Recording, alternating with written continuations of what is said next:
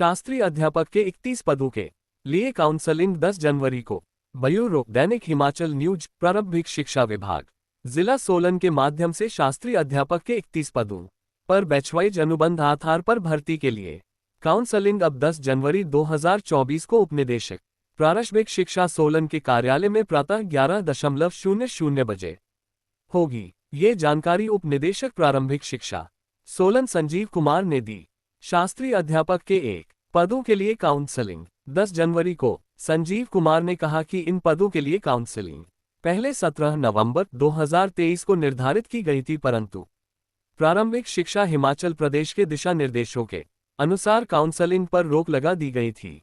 उन्होंने कहा कि जिन अभ्यर्थियों ने 17 नवंबर 2023 को काउंसलिंग में भाग लिया था, उन्हें दोबारा काउंसलिंग में भाग लेने की आवश्यक नहीं है।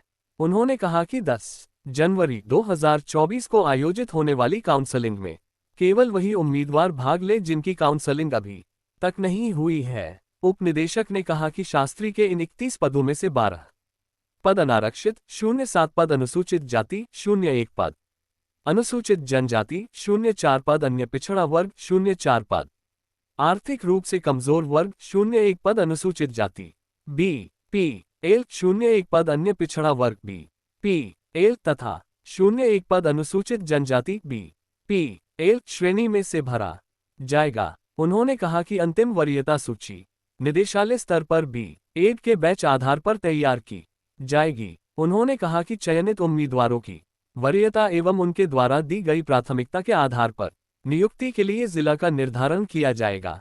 संजीव कुमार ने कहा कि उम्मीदवार अपने गृह जिला में ही काउंसलिंग के लिए उपस्थित हो सकते हैं। अन्य जिले का कोई भी उम्मीदवार काउंसलिंग में भाग नहीं ले सकता है। उन्होंने कहा कि उम्मीदवारों को अपने गृह जिला में ही काउंसलिंग में भाग लेना होगा और अपने गृह जिला में ही सभी 12 जिलों की प्राथमिकताएं देनी होगी। उन्होंने कहा कि उम्मीदवार का गृह जिला उसके द्वारा प्रस्तुत हिमाचली प्रमाण पत्र के अनुसार मान्य होगा। उपनिदेशक ने कहा कि इस चयन प्रक्रिया में वही उम्मीदवार भाग ले पाए